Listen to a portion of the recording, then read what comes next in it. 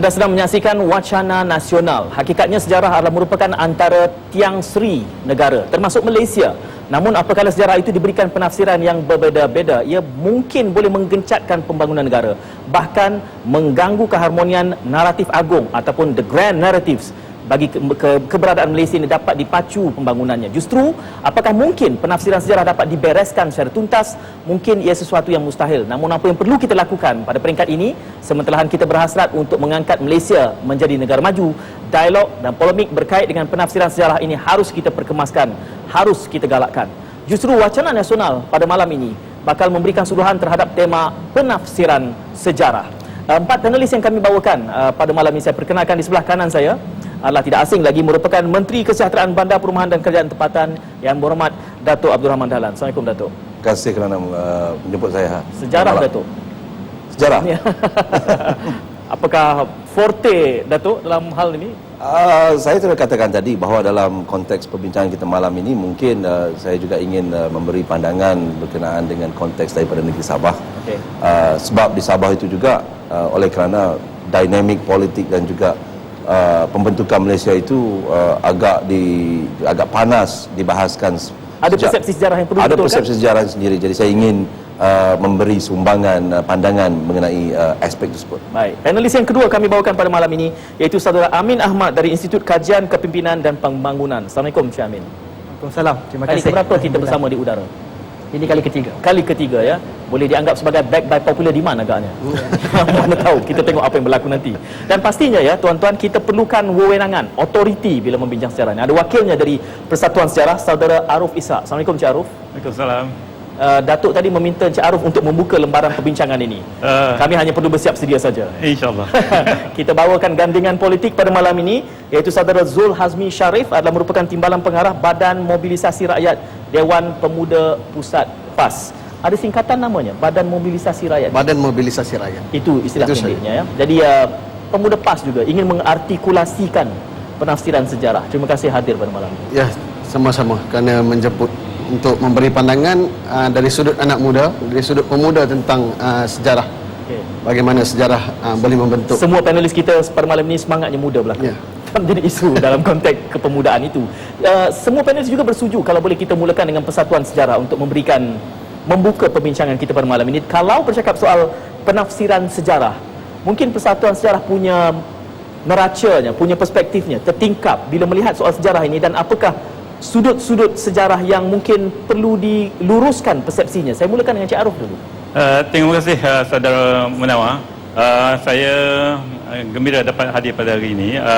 Tapi sebagai permulaan elok saya nyatakan bahawa pendapat saya sebenarnya lebih kepada pendapat saya sendiri, tetapi sebagai ahli Persatuan Sejarah Malaysia. Okay. Bukan maknanya pendapat bukan penangan rasmi Persatuan ya. Jadi kalau kita terus saja ke subjek tentang penafsiran sejarah, saya rasa masalahnya di sini ialah bahawa mudah masalah. Saya rasa ada pihak-pihak yang tidak mahu mengiktiraf sejarah ini sebagai satu ilmu yang telah mantap, yang telah lama. Okay. Dan sebaliknya mereka bentuk pula sejarahnya sebagai ilmu mengikut kehendak mereka. Selera semasa. Jadi pada saya ini punca masalahnya. Ini tidak mengherankan kepada saya kerana sejarah menarik dua sikap. Satu ialah sikap yang saya panggil sebagai sikap integratif. Maksudnya sikap yang menerima hakikat sejarah bagaimana yang diceritakan dan menerima hakikat sejarah itu berteraskan kepada masyarakat asal di sesuatu bumi. Okey. Mereka yang kedua pula ialah mereka yang bersikap rejectionist, yang menolak perkara asas ini. Perkara masyarakat yang sedia ada, perkara sejarah yang kita ketahui, dan mereka mahu mengubah segala isi dan bentuk sejarah. Dan ini ialah sikap yang ada, dan dengan sebab tidak mahu mengiktiraf sejarah sebagai ilmu, maka itu menjadi satu punca masalah kita dalam penafsiran sejarah dan menimbulkan beberapa masalah. Itu pada permulaan saya sebut begitu saja. Ya, sikap menerima dan sikap menolak, dua bentuk. Namun begitu Cik Aruf mengatakan ia merupakan suatu yang biasa, lumrah dan tidak perlu dibimbangi. Apakah benar pandangan saya ini? Ini saya rasa ini satu perkara yang kita harus selesaikan, bahawa kita harus menerima sejarah sebagai satu ilmu. Okey. Ilmu yang telah tua, yang ada prinsip, asas, teras dan falsafahnya. Jadi kalau kita faham sejarah demikian, maka kita akan ketahui bahawa sejarah itu ialah sesuatu yang mengalir dengan sendirinya. Okey. Seperti sungai yang mengalir dengan sendirinya. Okey. Jangan dibentuk oleh manusia untuk menambah spesifikasi itu, ini dan sebagainya. Okey. Seolah-olah bukan sungai yang original lagi. Jadi macam satu binaan manusia. Jadi ini pada saya ini akan menghilangkan kecantikan sejarah sebagai ilmu untuk masyarakat sebagai pengetahuan. Itu saya rasa amat penting. Ya, boleh saya dengar pandangan Datuk dalam hal ini apabila yang digariskan Encik Arif tadi dua sikap, menerima dan menolak. Datuk kini berada di dalam kabinet. Mungkin apa juga pandangan Datuk itu cerminan pendirian rasmi kerajaan barangkali sikap menerima dan menolak ini, Datuk. Saya juga macam Encik Arif tadi, saya ingin memberi pandangan peribadi lah. Okey. Walaupun saya dalam kabinet, sudah tentu pandangan saya ini tidak mencerminkan pandangan rasmi kerajaan. Saya bersetuju dengan apa yang dikatakan bahawa ada kumpulan yang menerima dan ada kumpulan yang menolak, ya. Dan akan menjadi lebih parah lagi kalau boleh saya tambah, apabila menolak itu ada kepentingan tertentu yang ingin dicapai bagi mengubah satu-satu sejarah yang telah pun menjadi the grand narrative of a country. Saya selalu melihat sejarah ini, sudah tentu dalam apa-apa pun yang berlaku dalam negara kita ini, perspektif aktor, pelakon, orang yang terlibat di dalam sejarah itu sudah tentu berbeza. Kalau contohnya ada apa-apa yang berlaku di Kuala Lumpur, kita banyak lagi pemain sampingan, subplot yang akan melihat satu bentuk sejarah itu, peristiwa itu dari perspektif mereka sendiri. Sudah tentu itu juga perlu dilayan, tetapi kita tidak boleh lari daripada perspektif asas, iaitu the great narrative tadi itu, berdasarkan politi, main senario background lah negara kita itu. Sudah tentu yang lain itu kan ada perspektifnya sendiri. Kalau apa yang berlaku tentang katalah peristiwa Mei 13 contohnya, sudah tentu setiap kampung tu ada sendiri sejarah, persepsinya. Itu kita jangan kita tolak, tetapi kita tidak boleh lari daripada perspektif yang lebih besar, iaitu the main narrative tadi. Adakah sikap menolak ataupun rejectionist yang digambarkan oleh Encik Arif itu tadi, Datuk melihat bahawa ia semakin mendadak, semakin besar gelombangnya disebabkan oleh media baru? Justru penafsiran, usaha untuk memberi penafsiran baru itu seperti satu gelombang yang harus kita tangani dengan lebih cermat. Saya setuju dengan adanya media sosial baru ini, yang baru, itu merupakan satu platform untuk orang mencabar kesahihan the main narrative tadi. Saya bagi contoh di Sabah contohnya, sudah tentu banyak polemik yang berlaku tentang 20 perkara, tentang benda-benda yang rasanya mungkin taklah besar tetapi dekat di hati rakyat, seperti isu tentang berapa tahun dah merdeka, adakah 57 ataupun 51 tahun. Isu ini setiap tahun akan panas dan akan berterusan. Tapi pada saya mengambil langkah pandangan bahawa naratif yang subplot ini kita tidak boleh asingkan, tetapi dia sudah tentu siapa nak menulis tentang subplot ini kita alu-alukan, tetapi the main narrative itu harus dikekalkan untuk mengekalkan identiti negara kita. Boleh saya dengar pandangan pemuda PAS barangkali melihat kepada elemen penafsiran sejarah? Apakah berkongsi keprihatinan yang sama bahawa sejarah Malaysia, kalau Encik Arif menganggap ianya mungkin sudah baku, ia harus diterima sebagai ilmu yang tua, tetapi ada usaha untuk memberikan penafsiran baru? Apakah Saudara Zul Hazmi bersetuju kebimbangan yang sama? Saya ada sedikit kekhilafan dengan Encik Arif tadi.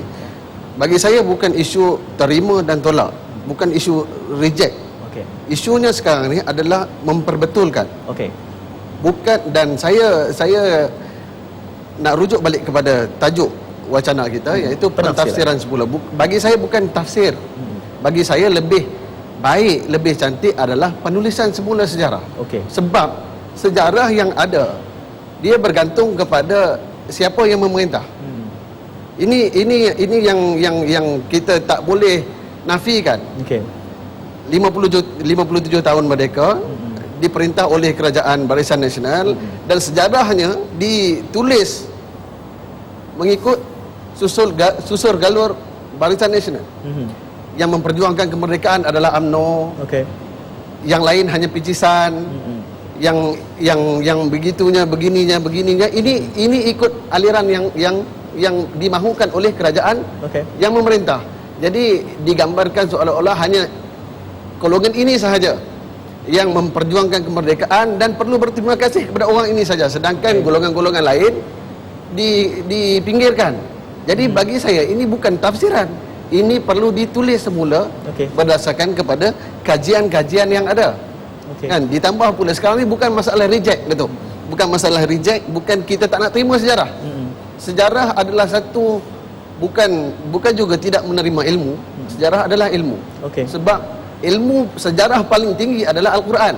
Dalam Al-Quran diceritakan sejarah Nabi Yusuf, sejarah Ashabul Kahfi, sejarah itu, sejarah ini, semuanya untuk memberikan pengajaran kepada kita. Tetapi sejarah manusia, peradaban manusia yang ada selepas Al-Quran ditulis mengikut apa yang dimahukan oleh penulis sejarah pada waktu itu. Dan saya ada buat sedikit kajian. Saya ada baca di sini. Ini sarjana sejarah Islam, Ibnu Khaldun.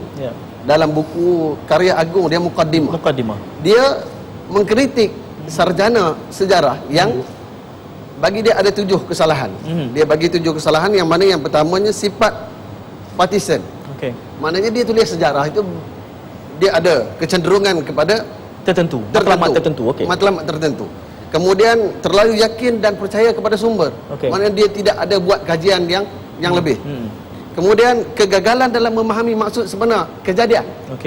Sebab tu bila turunnya Al-Quran, kita nak kaji, nak tafsir Al-Quran tu, kita ada ilmu asbabun nuzul. Bagaimana kita nak tafsir Al-Quran tu, apa sebabnya ayat ini diturunkan. Kemudian kepercayaan yang salah tentang kebenaran.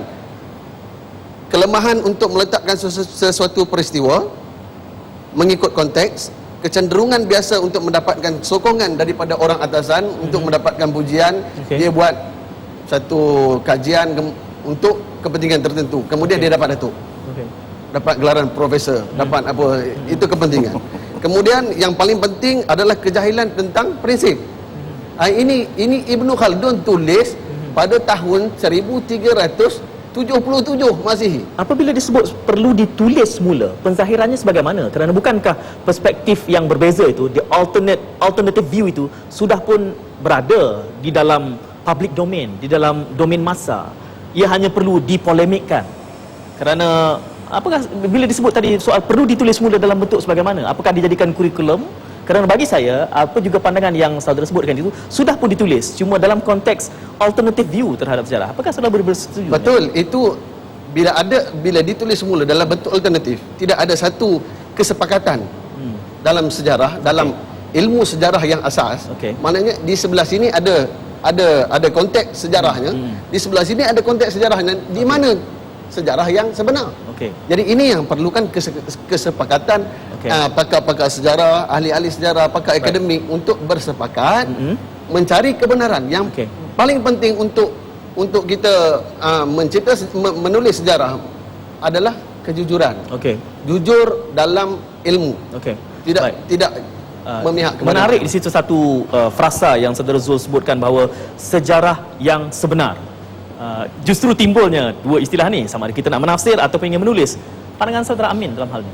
Saya ingin ulas sikit berkaitan dengan pandangan ahli yang lain berkaitan dengan grand narrative dan juga persoalan mentafsir ataupun penulisan sejarah. Penafsiran. Bagi saya apa yang penting sebenarnya adalah kita memahami sejarah itu, apakah tujuan dia? Apakah tujuan kita nak melihat semula sejarah? Bagi itu persoalan awal yang perlu kita bangkitkan. Kerana untuk saya sejarah ni sama macam kehidupan kita pada hari ini. Kerana kehidupan kita pada hari ini, pada masa akan datang ia akan menjadi sejarah. Jadi dalam kehidupan kita hari ini, bila kita mendekati mana-mana isu, sentiasa akan ada pandangan berbeza. Jadi realiti itu juga adalah realiti yang sama dalam sejarah. Jadi pada zaman dulu, manusia ni mendekati cabaran zaman dia adalah dengan pelbagai perspektif. Dan daripada proses memilih apa yang berjaya dan tidak itu mungkin ada kaitan dengan apa yang saudara Zul beritahu tadi. Yang menjadi apa yang rasmi ialah biasanya yang terkait dengan apa yang kemahuan pemerintah. Cuma persoalan ini dalam negara demokrasi. Kalau kita tengok di negara-negara lain yang mana berlaku transisi pemerintah lah, bertukar parti-parti pemerintah, akan ada percubaan pemerintah baru dibentuk pula. Mungkin apa yang saudara sebut juga, penulisan semula sejarah. Jadi untuk saya sebenarnya yang perlu kita tekankan ialah bagaimana kita perlu mendekati sejarah. Dan apakah tujuan kita mendekati sejarah? Kerana selagi kita berbincang persoalan bagaimana nak memilih satu ataupun perspektif sejarah yang tunggal, kita akan ada kecenderungan untuk mendekatkan dengan apa yang disukai oleh pemerintah, ataupun mungkin apa yang lebih diabsahkan oleh ahli akademik ataupun pihak yang lebih berautoriti. Sedangkan dalam realiti sejarah tidak mungkin kita akan hanya ada satu perspektif tentang satu isu. Jadi kita harus meraihkan kepelbagaian. Mungkin saudara terima kasih, terima kasih pengerusi. Jadi ada 2-3 perkara yang disebut oleh ahli panel yang lain. Yang pertamanya sejarah sebenar oleh Saudara Amin. Sejarah sebenar, main narrative disebut oleh YB, dan juga penulisan semula sejarah. Jadi ini kalau boleh saya cuba cerahkan sikit tentang perkara ini. Jadi apa yang wujud sekarang ni seolah-olah ada satu suspicion mengatakan bahawa ada satu komplot dalam penulisan sejarah kita. Ini satu masalah. Seolah ada komplot, misalnya kata tentang kemerdekaan, ada komplot oleh orang UMNO kata apa supaya menidakkan peranan orang lain. Saya rasa tidak ada wujud komplot sebegini. Kemudian ada pula komplot, seolah-olah ada komplot mengatakan sejarah Malaysia terlalu Melayu sangat. Seolah ada komplot. Ini pun saya rasa salah. Jadi punca yang saya sebut pada awal tadi, sejarah ini satu ilmu yang tua. Dia ada prinsip, asas dan sebenarnya sebagaimana disebut oleh Sadat tadi. Jadi kalau kita berpandukan dokumen, dalil-dalil yang sah, yang baru kalau ditemui, boleh kita perbaiki sejarah. Tapi saya tak setuju kalau dikatakan penulisan semula sejarah. Boleh diperbaiki sejarah. Itu satu. Yang kedua, ini pada sejarah sebenarnya ni. Sejarah sebenar ini punca masalah yang saya sebut tadi. Kita nak sebenarnya ini berakibat ingin mereka bentuk semula sejarah. Bukan saja sejarah sebenar, dikatakan sejarah yang adil, sama, inklusif dan sebagainya. Pada saya ini adalah satu mereka bentuk sejarah. Bukan lagi satu ilmu yang sebut, ilmu tua yang sebut yang dikatakan ada banyak prinsip tadi. Mereka bentuk maksudnya kita nak jadikan sejarah sebagai macam factory product. Ada spesifikasi, mesti fair, mesti balance, mesti inklusif. Jadi tak boleh kita jadikan sejarah macam factory product. Kita tak boleh manufacture sejarah. Sejarah tu dah lama mengalir dengan sendirinya sebagai disebut tadi sebagai sebuah sungai. Dengan kenyataan itu saya menjangkakan mungkin tak cukup 1 jam Datuk malam ni sebab bahkan orang berkata polemik sejarah Malaysia saja nak bermula di mana? Melaka ke ataupun Melayu lama ke? Di mana harus kita bermula dan bagaimana kita menafsirkannya? Bagi saya setidak-tidaknya 3 latar tanda yang penting adalah kemerdekaan, perlembagaan dan juga pembentukan Malaysia. Saya akan lontarkan itu nanti kepada Yang Berhormat Datuk sejurus selepas kita berehat sikit.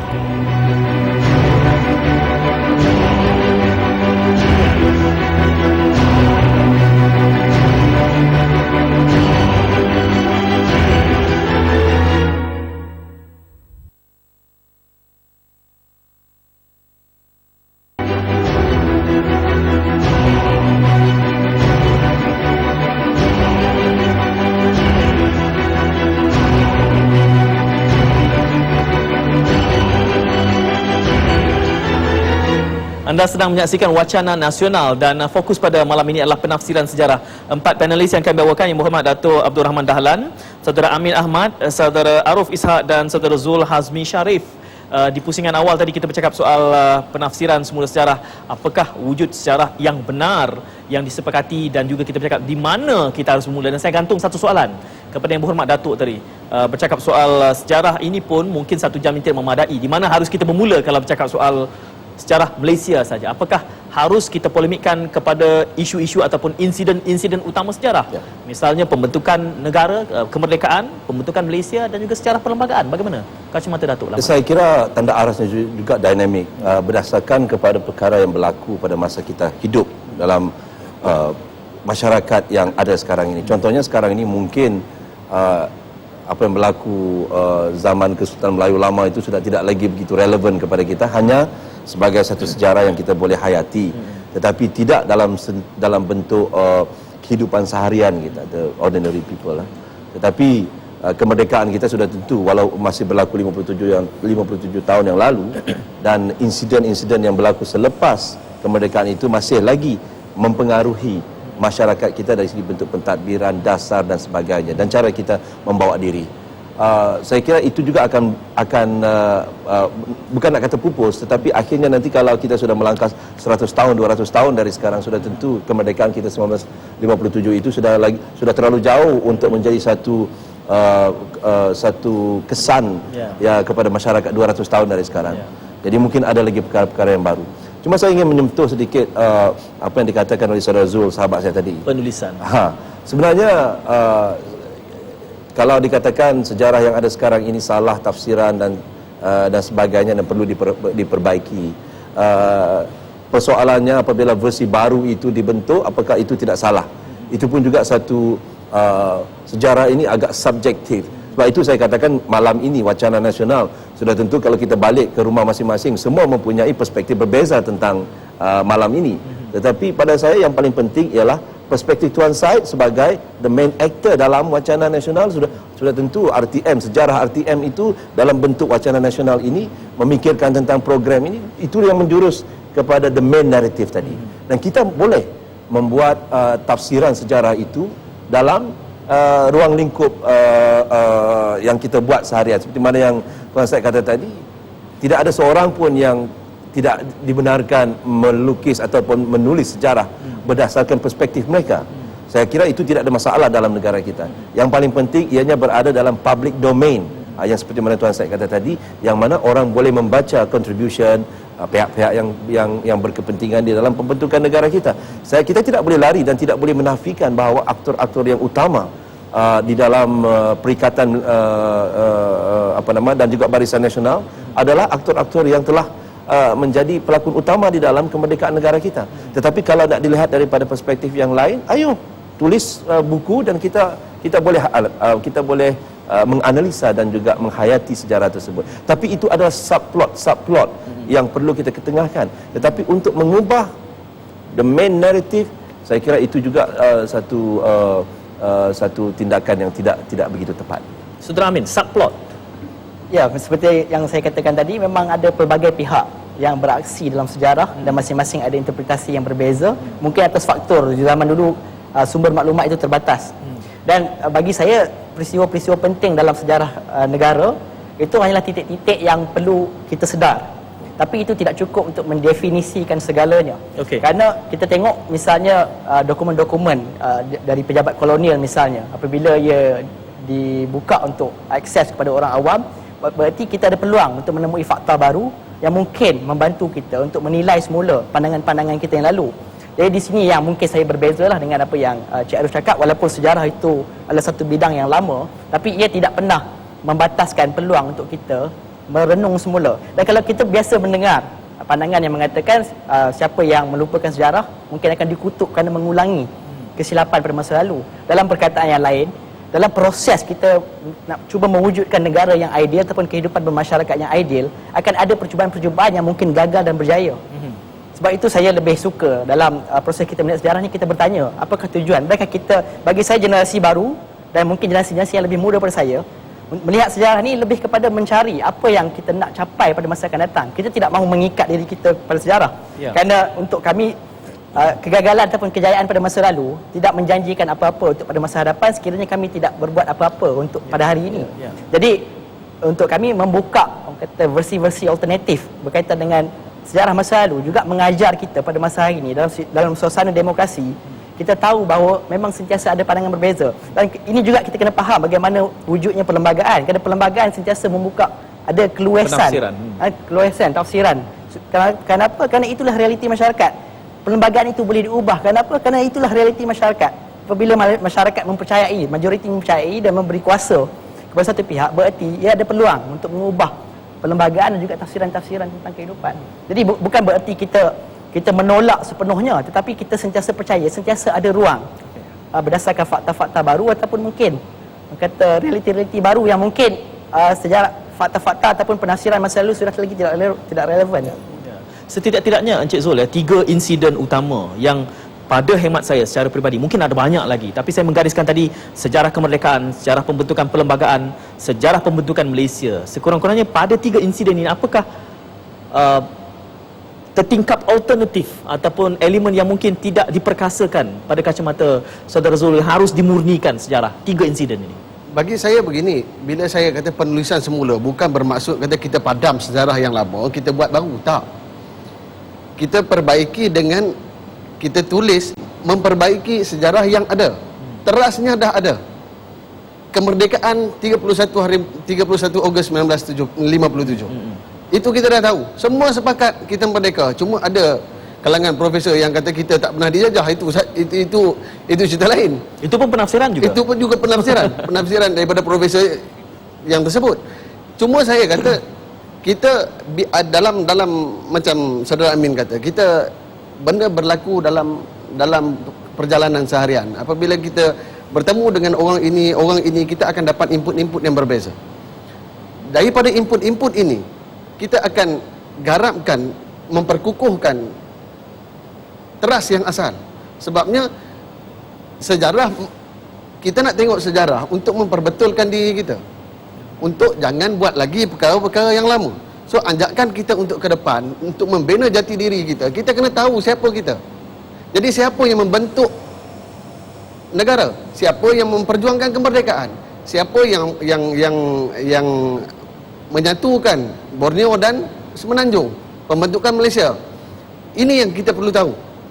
Dan dalam keadaan kita nak tahu, jangan ada penyelewengan fakta ataupun penutupan fakta yang tertentu. Contoh saya bagi mudah. Tahun ini ulang tahun yang keberapa UMNO? Ulang tahun yang keberapa UMNO? UMNO. 66, 67. 66 itu adalah penyelewengan fakta sebab UMNO yang lama telah diharamkan. Tidakkah itu juga satu bentuk penafsiran? Yes. UMNO yang lama telah diharamkan pada Februari 1988. Yang ada sekarang adalah UMNO yang baru. Jadi ini persepsi yang saya kata. Ini adalah penutupan fakta yang mengatakan UMNO yang ada sekarang ni UMNO yang dulu, sedangkan UMNO sekarang. Datuk mungkin ingin menjawab soal UMNO itu berapa tahun?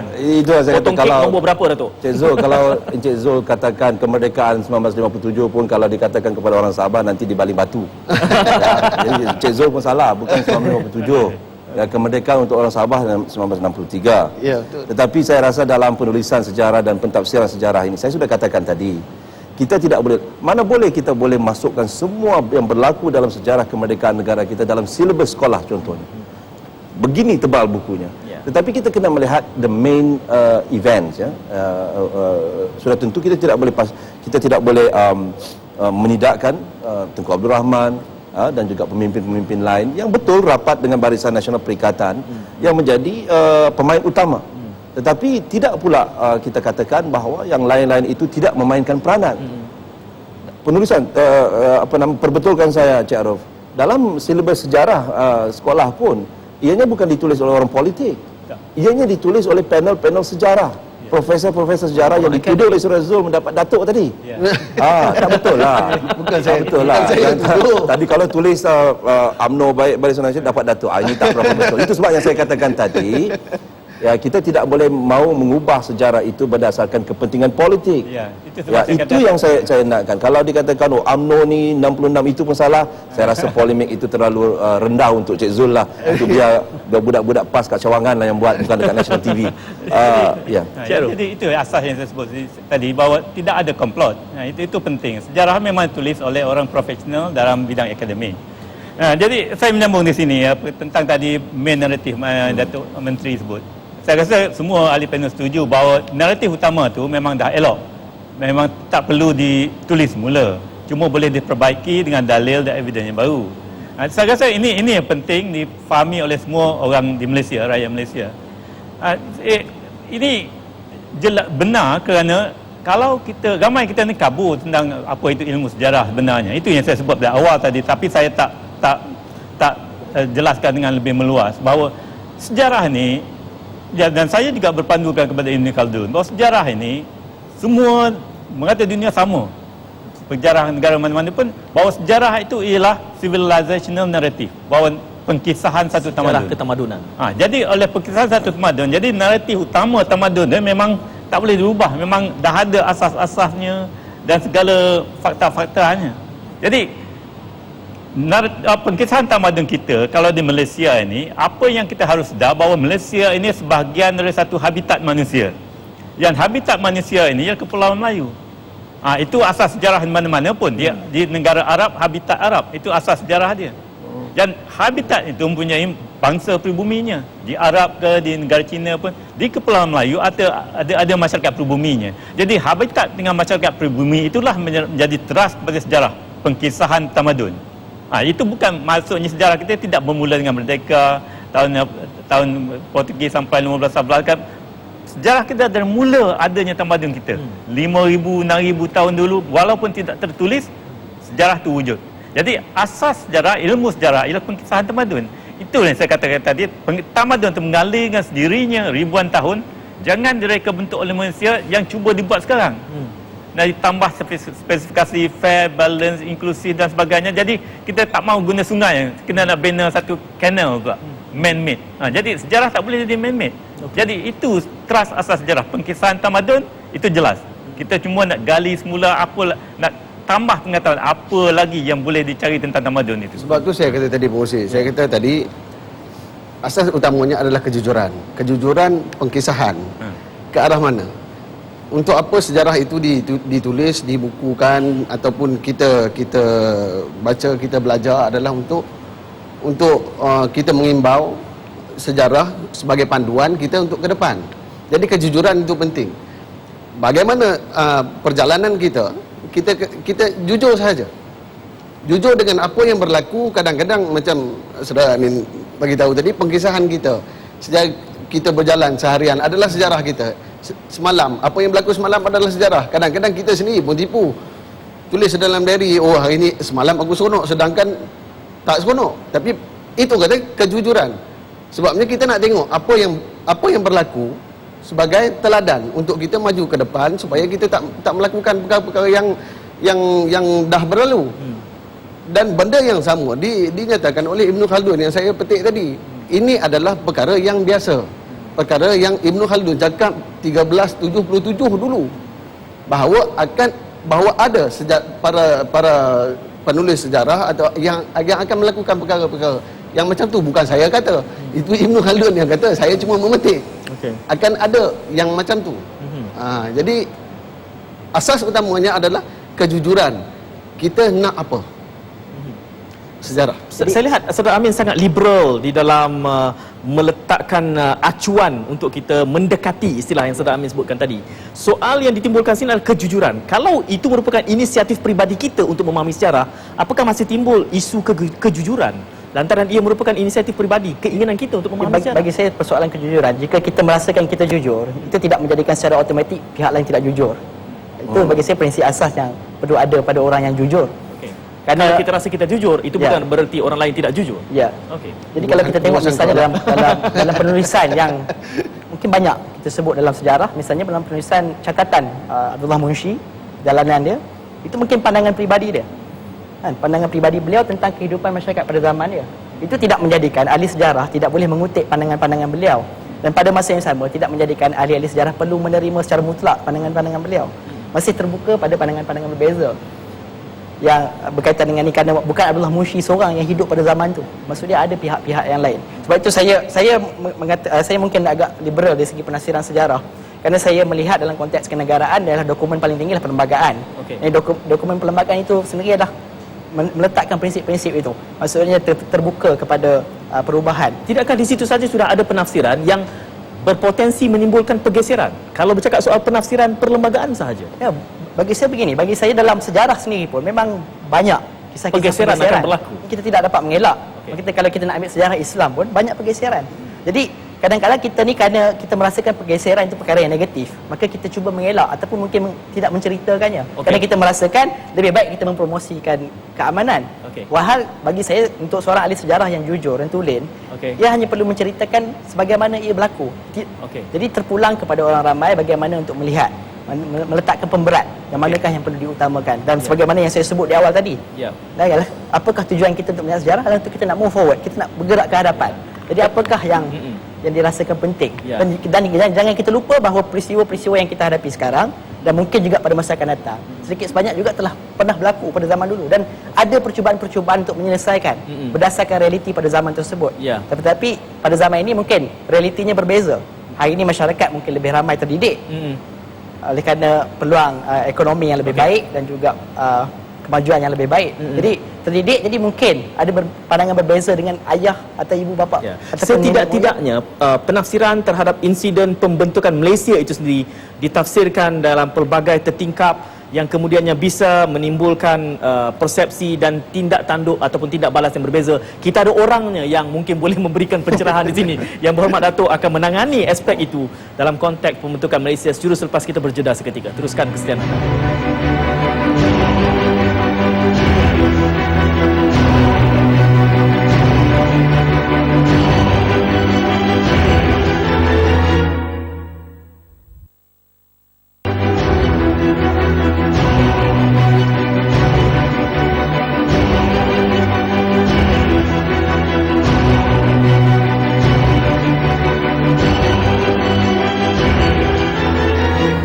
Pusingan terakhir Wacana Nasional berbicara tentang penafsiran sejarah. 4 panelis kami bawakan Yang Berhormat Datuk Abdul Rahman Dahlan, Saudara Amin, Encik Aruf dan juga Saudara Hazmi. Apa yang tidak dapat ditonton oleh di luar sana yang sedang menonton di kaca TV adalah bahawa di luar ruang udara, off the air, debat kita sama hangatnya. malah lebih nakal usikan sesama kawan-kawan ya. Mungkin saya nak mulakan dengan soalan saya gantung kepada Datuk tadi.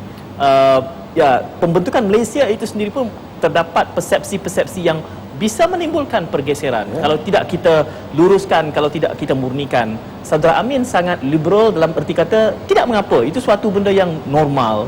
Tapi mungkin ada pencerahan yang boleh Datuk sebagai orang dari sana yang boleh memuatkan. Ya, saya setuju. Dalam pembentukan Malaysia ni pun banyak tafsiran yang berlaku. Kalau kita tengok parti-parti politik yang begitu aktif pada zaman 60-an dan 50-an itu sudah tentu perspektifnya berbeza-beza. Tapi saya nak ubah, saya nak sentuh sedikit tentang kejujuran tadi. Sebenarnya saya setuju dengan Zul. Kejujuran itu perlu wujud. Tetapi jangan kita sugarcoatkan ya kejujuran itu dengan kepentingan politik. Itu yang menjadi permasalahan pada pendapat pribadi saya. Jujur, kita perlu jujur, tetapi kalau kita nak buat perubahan dalam secara mengubah sejarah itu untuk kepentingan politik, itu sudah tentu tidak betul. Saya sebagai contoh, kadang-kadang ada setengah-setengah pemimpin datang ke negeri Sabah, cuba untuk memberikan tafsiran baru kepada 20 perkara contohnya. Walaupun isu 20 perkara ini adalah satu isu yang agak yang begitu dekat di hati rakyat Sabah, kerana dia melibatkan kepentingan rakyat negeri Sabah sebelum kita membentuk Malaysia. Tetapi kita juga tahu bahawa akhirnya perlembagaan itu lebih tinggi daripada 20 perkara. Ya. Sebab 20 perkara itu adalah satu condition ataupun syarat yang dibawa ke meja perundingan sebelum pembentukan Malaysia itu dibuat. Sudah tentu dalam proses perundingan di antara beberapa pihak, Singapura, Semenanjung Malaysia, Tanah Melayu, Sarawak, Sabah dan juga British pada waktu itu, sudah tentu perundingan itu akan mencapai satu ketetapan. Dan semuanya ada di situ. Semuanya membawa syarat-syarat mereka. Untuk negeri Sabah 20 perkara. Dan saya anggap kebanyakan 20 perkara itu main isunya itu sudah dimaktubkan di dalam perlembagaan. Ya. Jadi soal nak mengatakan kita ketepikan 20 perkara seperti ada pemimpin-pemimpin yang datang ke negeri Sabah untuk meraih sokongan politik, ini hanya akan memecah belahkan. Yang penting kepada saya ialah semangat 20 perkara itu sudah pun termaktub di dalam perlembagaan yang melindungi kepentingan negeri Sabah. Sudah tentu ada orang mengatakan tentang agama. Sedangkan 20 perkara itu pertamanya ialah tidak wujud agama rasmi di dalam negeri Sabah. Tetapi kita sudah jelaskan sejelas-jelasnya bahawa pada waktu itu British mengatakan bahawa kita terima syarat ini untuk 10 tahun yang pertama dalam pembentukan Malaysia. Jadi tahun 63 sehingga 1973, 10 tahun itu British kata dengan kita, kita tidak berhak untuk menentukan kepada rakyat Sabah apakah negeri Sabah perlu ada agama rasmi atau tidak, agama Islam itu sebagai agama resmi atau tidak. Maka British kata, kembalilah kepada rakyat 10 tahun daripada sekarang untuk menentukan sama ada Sabah perlu agama rasmi Islam atau tidak. Dan pada tahun 1973 itu yang dilakukan oleh pemimpin-pemimpin negeri Sabah. Satu Dewan Undangan Negeri, mesyuarat Dewan Undangan Negeri dibuat, usul untuk menjadikan agama Islam itu menjadi agama resmi negeri Sabah, dibawa, dibahas dan diundi, mewakili kepentingan dan juga suara rakyat negeri Sabah, dan diputuskan majoriti dan juga bantahan tidak ada, dan diputuskan bahawa Islam itu adalah agama rasmi ataupun agama negeri Sabah. Jadi kita sudah melalui proses-proses itu. Tidak ada tanggapan bahawa mengatakan sejarah menunjukkan bahawa kita mengambil kuasa ataupun merubah kehendak orang Sabah. Itu sebenarnya yang diputuskan. Apa yang Datuk timbulkan ini, pada hemat saya bukan seorang sejarawan, namun inilah yang saya anggap perlunya suatu polemik yang dinamik. Kerana elemen-elemen sini tidak berada di dalam public domain, dalam konteks ianya bukan suatu pengetahuan yang baku, melainkan kita sebut dalam rancangan ini, maka jawapan itu secara rasminya didengari oleh penonton-penonton. Mungkin itu dalam bentuk penulisan yang diingini oleh Zul adalah supaya polemik ini diperkayakan, supaya elemen yang tidak terzahir sebelum ini kita tonjolkan, letakkan di atas meja dan dihidangkan, supaya ia menjadi satu elemen yang acceptable, diterima dengan kepelbagaiannya itu, apa yang Saudara Amin sebut tadi. Saya fikir ada satu elemen sejarah yang kadang-kadang sukar untuk kita terima lah. Sejarah ni ada sifat kejam. Kerana apa? Kerana generasi baru tak dapat berpatah balik nak ubah. Jadi kalau kita bercakap misalnya dalam soal kebersamaan Sabah dan Sarawak untuk membentuk Malaysia, bagi saya kita tak akan mampu selesaikan. Generasi baru siapa juga pemimpin yang besar bagaimanapun, mereka tidak boleh menarik semula tarikh kemerdekaan Sabah tu ke belakang. Jadi kita tak akan boleh selesai. Jadi kalau kita berterusan bercakap tentang perkara yang kita tak dapat selesaikan, ya bagi saya kita membazir banyak potensi-potensi yang boleh kita capai untuk pergi ke depan. Dan bagi saya, walaupun kita ada perlembagaan, saya mungkin sedikit berbeza pandangan dengan Datuk. Walaupun kita ada perlembagaan yang lebih tinggi, tapi kita tidak boleh sewenang-wenangnya menganggap keprihatinan ataupun kegusaran masyarakat di Sabah itu sebagai satu perkara yang remeh dan tak boleh diberi perhatian. Kerana sebelum Sabah bersama membentuk Malaysia, diadakan satu pemungutan suara, dan kita kena akui memang ada majoriti, dan kita jangan lupakan bahawa ada minoriti yang tidak bersetuju, dan minoriti ini juga ada warisan dia, anak cucu cicit, keturunan mereka. Cerita ni akan sentiasa disampaikan, jadi sentiasa akan ada penafsiran yang berbeza. Jadi ini kita tak boleh menyalahkan mana-mana pihak ataupun membenarkan sewenang-wenang mana-mana pihak. Dan bila kita cakap persoalan grand naratif yang di awal tadi, suka atau tak suka dia akan berkaitan dengan politik. Dan bila Datuk sebut tadi pasal berkaitan sugar coat dengan politik, bagi saya sebenarnya tidak salah. Setiap parti politik mempunyai perspektif mereka tentang satu perkara berdasarkan prinsip-prinsip yang mereka pegang, yang mungkin bias juga terhadap mungkin bias terhadap, tapi mungkin mereka politik mereka mungkin bias, tapi mungkin juga itu di situ juga ada kejujuran dari perspektif. Kerana mungkin pihak lain menilai mereka berdasarkan pengetahuan yang mungkin tidak ada di public domain. Maksudnya hanya orang-orang dalaman parti tertentu saya tahu. Jadi tak boleh saya tadi sugar coat tu, kalau dikatakan dibuat perubahan atas dasar kejujuran tanpa kononnya tidak mempunyai kepentingan politik, itu maksud saya yang sugar coat tadi. Saya faham, tapi bila kita berkata begitu, kita mungkin ada kecenderungan untuk mengatakan bahawa orang lain tidak jujur. Kan, tanpa kita menyedari bahawa orang lain juga boleh mempersoalkan kita. Adakah kita jujur? Saudara Amin berlatar belakangkan NGO, menganggap semua orang jujur. bagi saya bukan persoalan semua orang jujur. Bagi saya semua orang perlu diberi ruang untuk menyatakan pendiriannya. Untuk menyatakan pendirian. Dan daripada situlah bagi saya hujah-hujah yang lebih kuat dengan sendirinya akan tertegak. Satu lagi saya nak tambah sedikit sebelum mungkin pergi ke panel yang lain saya untuk berlaku adil kepada mereka yang soal Sabah tadi. Saya kira betul, saya setuju dengan Saudara Amin. Kadang-kadang polemik itu sudah keterlaluan sampai tidak ada jalan penyelesaiannya. Contohnya tarikh kita merdeka pun, apakah 57, selamat 63. Hari Merdeka 57, selamat Hari Malaysia yang ke-44. Jadi saya kira penjelasannya ialah kita cakap selamat Hari Merdeka sajalah. Tak payah letak tahun, tak payah letak jumlah berapa lama. Tapi saya cuma nak ingin sebut di sini bahawa di negeri Sabah memang ada banyak tafsiran. Saya tidak mahu mereka juga melupakan juga ada sebahagian daripada pandangan rakyat di negeri Sabah itu agak berbeza. Tetapi kita kena ada satu closure. Dan kadang-kadang closure ini pun bukannya bersifat permanent. Closure-nya seperti contoh pilihan raya contoh. Apabila ada parti politik mengatakan ini dia sejarah negeri Sabah, ini dia 20 perkara yang telah dinodai oleh kerajaan. Ini dia faktor-faktor sejarah yang telah diputar belitkan. Dan kita pula di pihak kerajaan pula mengatakan tak betul. Akhirnya kita letakkan sebagai sebahagian daripada manifesto kita ataupun yang kita janjikan kepada rakyat untuk perbetulkan, kita bawa ke pilihan raya. Dan apabila pilihan raya itu pula memihak kepada setengah pihak, maka sudah tentu agaknya untuk buat sementara waktu ada closure-nya. Sampailah kita kembali kepada satu lagi pilihan raya yang lain. Saya rasa Datuk, isu yang baru. Saya rasa Datuk, saya boleh celah sikit. Mungkin dalam dari sudut sejarah yang macam ni. Sebab kita nak satu hala tuju. Mungkin apabila kita terlampau kepartian, kerajaan dengan susur galur sejarahnya, pembangkang dengan besinya begini macam Datuk kata tadi, 20 perkara yang dinodai apa semua bagai. Mungkin sampai satu ketika yang kita perlu ada konsensus dalam isu-isu yang teras ni. Sejarahnya ini yang perlu disepakati bahawa ini adalah teras yang perlu dimuafakati oleh semua pihak. Tak perlu nak polemikkan lagi. Apakah mampu kita mencapai konsensus itu dalam ini yang perlu diusahakan. Kita Tapi perlu diusahakan masalahnya, dalam isu-isu yang tafsiran kepada 20 perkara ni selalunya dibawa dalam pentas ceramah.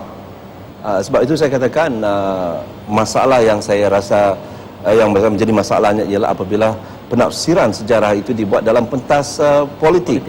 Dan kalau dibawa dalam ceramah-ceramah politik, akhirnya ia tidak memberikan satu gambaran bahawa ini adalah dibuat atas nama kejujuran. Orang akan berfikir itu atas nama mungkin kepentingan politik. Samalah juga waktu kita merdeka merayakan kemerdekaan 31 Ogos, alih-alih dibawa satu bendera yang ada pilihlah tari lain. Itu maksudnya saya. Jadi sebab itu saya katakan kita kena ada polemik, dibawakan perbincangan tentang pentafsiran sejarah ini dalam bentuk yang lebih ilmiah, yang lebih akademik dan sebagainya. Dan saya kira sudah tiba masanya kita rampas semula, kita jangan benarkan alih-alih politik untuk hijack pentafsiran sejarah ini. Seperti mana yang kita buat apabila ada satu tekanan kepada kerajaan untuk menilai semula sejarah dalam sekolah, buku silibus kita, saya kira ada satu jawatan kuasa yang dibuat yang telah dilantik oleh kerajaan, oleh Kementerian Pelajaran untuk melihat, dan tidak ada orang politik di situ, untuk melihat betul ke tidak silibus itu bersesuaian dengan naratif utama negara kita. Pernyataan ini datang daripada orang politik, sangat saya hargai. Terima kasih. Saya mungkin ada sedikit pandangan berbeza. Mungkin kalau Datuk memandang negatif pada pandangan ahli politik dalam proses penafsiran sejarah, saya rasa perlu. Saya rasa ahli politik juga sebagai aktor dalam sejarah, sebagai aktor dalam sejarah, dan tidak semestinya apa yang ahli politik lakukan itu semua salah, baik di pihak kerajaan ataupun di pihak pembangkang. Kadang-kadang kita, masyarakat kita, bila kita salahkan ahli politik, ramai orang suka. Jadi seolah-olah tidak ada perkara lain yang perlu dilakukan. Sedangkan kita lupa bila kita cakap persoalan grand naratif, itu kita bercakap kebanyakannya adalah perkara-perkara yang berkaitan dengan kerajaan. Yang mana kerajaan itu suka atau tidak suka dibentuk oleh ahli politik. Dan kalau kita tengok dalam bahan-bahan sejarah Malaysia sekalipun, penulisan-penulisan sejarah dulu pada awalnya banyak berkisah persoalan-persoalan kerajaan, persoalan raja, persoalan kegiatan tingkah laku ahli politik. Dan ini yang ahli sejarah mungkin perlu melihat dengan cara berbeza, bahawa walaupun ada prinsip-prinsip tertentu, suka atau tidak suka, sejarah ni tidak ditulis atas angin. Dia tulis adalah untuk merakam realiti yang dilakukan, dan pelaku-pelaku utama grand narrative ni adalah ahli politik. Kan? Dan bila kita bercakap persoalan sejarah ni, kita kena ingat ada potensi kalau hari ini saya kalau berjalan, kalau saya tersasar 1%, semakin jauh saya berjalan, jaraknya lebih luas, walaupun pada asalnya hanya 1%. Jadi apabila masyarakat pada hari ini ataupun mungkin pada masa akan datang, dia berdepan dengan realiti sukar hidup dia mungkin kadang-kadang dia bertanya, apakah kesilapan yang ada pada masa lalu menyebabkan dia jadi begini. Jadi ada persoalan what if, bagaimana jika pandangan alternatif pada masa dulu diangkat. Dan kita jangan lupa bahawa dalam rundingan-rundingan pada masa lalu, mungkin juga ada pandangan-pandangan yang lebih baik, tapi tidak mendapat sokongan yang cukup. Misalnya kita tengok, kalau mungkin Datuk Wan Jaafar, dia percaya bahawa UMNO patut dibuka pada semua kaum. Bagi saya itu pandangan yang bagi saya agak progresif pada zaman itu, agak maju. Tapi belum tentu ia diterima pada zaman itu. Tapi tidak semestinya dia tidak akan diterima pada masa akan datang. Maksudnya ada peluang. Sekarang dah diterima. Kita sudah bercakap soal alternate future. Dan kita lagi satu, kita kena ingatlah bahawa kekuatan sejarah ni adalah maklumat. Dan bila kita cakap soal grand naratif, sebab itu kita selalu bercakap pasal persoalan kebebasan akademik, persoalan kebebasan media, kerana apabila pelaku-pelaku grand naratif ini kata menghadkan dan membataskan maklumat. Jadi jangan salahkan orang ramai apabila ada sikap kritikal bahawa kemungkinan grand naratif itu ada komplot.